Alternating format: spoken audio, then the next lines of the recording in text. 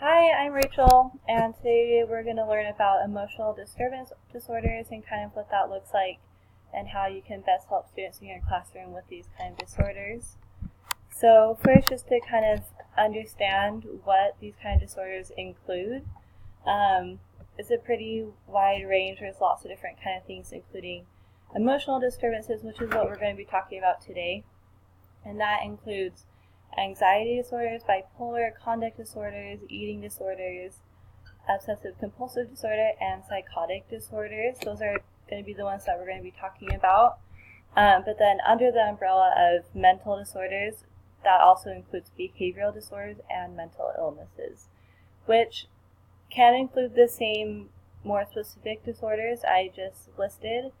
Other ones of those can include attention deficit hyperactivity disorder, ADHD, oppositional defiant disorder, ODD, autism spectrum disorder, a few more things such as depression we talked about, learning disorders.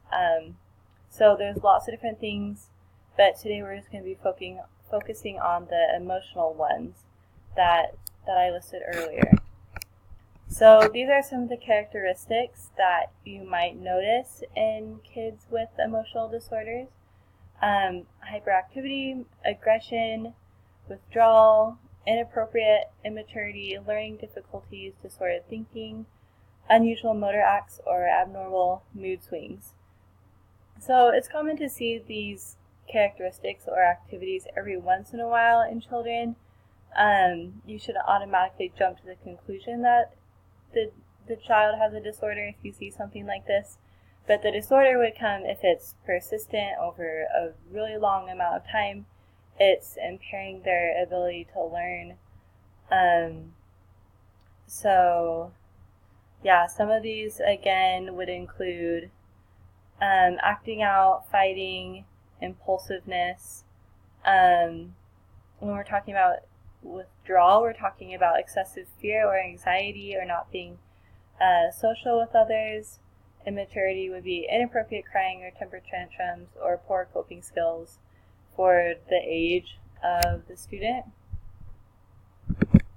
So some of the causes, they don't know the actual cause of emotional disorders. Some factors such as heredity, brain disorders, diet, stress, and family functioning have been suggested, but I like this quote from the Council for Exceptional Children, where they say, mental illnesses are not the result of personal weakness, lack of character, or poor upbringing.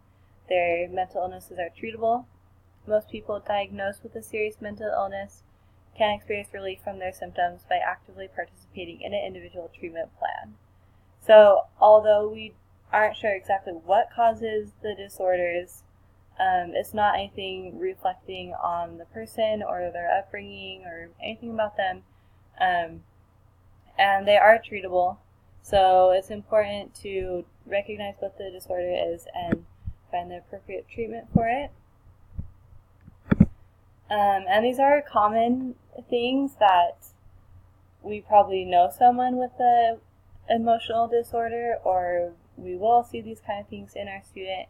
So 8.3 million children have parents who've talked with a healthcare provider about their child's emotional or behavioral difficulties, and nearly 3 million children have prescribed medications for these things.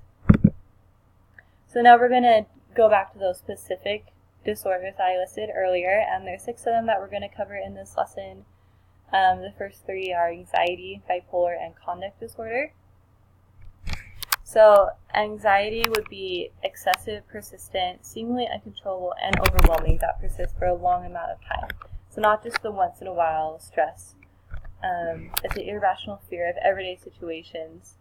And then there are more specified anxiety orders as well, including post-traumatic stress, social anxiety, specific phobias, for example. So they are pretty common. It's actually the most common psychiatric illness affecting children and adults, but only 1/3 have received treatment. So there is treatment available. And then bipolar disorders is also known as maniac depression illness. They're characterized by dramatic mood swings from overly high to irritable and sad and hopelessness and then back again. And this is reflected in their severe changes of energy and behavior. So they can be stabilized over time as well using medication and treatment. And then conduct disorders. These are children who have difficulty following rules and behaving acceptably. They're aggressive and destructive, and they lie and steal, they're deceitful. But this treatment would generally focus on family therapy and therapy for the child, problem-solving skills. And the other ones are eating disorders. And the most common ones that we know about are anorexia and bulimia, also binge eating. So this is a quote from the National Eating Disorders Association, where the most effective and long-lasting treatment for eating disorder is some form of therapy or counseling, coupled with a careful attention to medical and nutritional needs. So those are also diagnosed and treatable. Obsessive compulsive disorder results from a chemical imbalance in the brain that is characterized by recurrent unwanted thoughts and repetitive behaviors with the hope of preventing those obsessive thoughts. And then the last one is psychotic disorders. This is another umbrella term of lots of different kinds of psychotic disorders. The most common would be hallucinations, which are false perceptions, and delusions, which are false beliefs. And schizophrenia is an example of this. So now we're going to look at some examples of these. So as you're watching this, try to look for what kind of emotional disorder you think this might be. Oh, okay.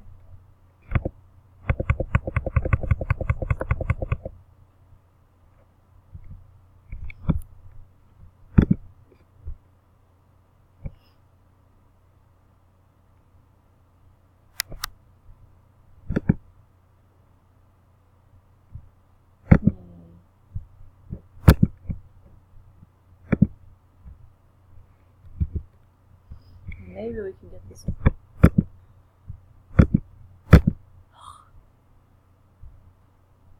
Concerned about his behaviour. So we grab the reader's attention. Okay, Tim, what do you think would be the next thing that we would need to write in an exposition? What kinds of things would you put after you've written an interesting title? Where would you go from there? I don't know. Okay, does anyone think they can help Tim out? Georgia?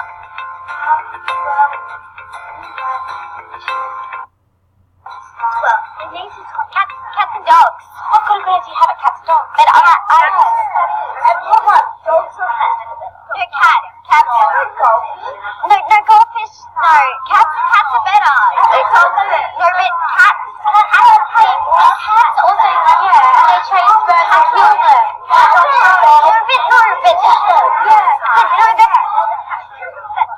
I'm not invisible, you know. Tim, what's wrong? It won't let me say anything. Okay, well, we don't need to yell. What should we be doing at the table? We should work together. We should be working together and taking turns to speak. What would you like to say, Tim? I want to do it about cats and dogs, but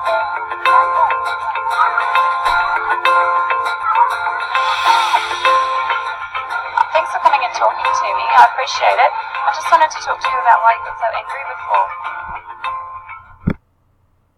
Okay, so hopefully you were able to watch that video. Sorry, I was kind of having difficulties. But what I thought that Tim, the student, could have had was maybe some anxiety and maybe some conduct disorders. He didn't know how to express himself.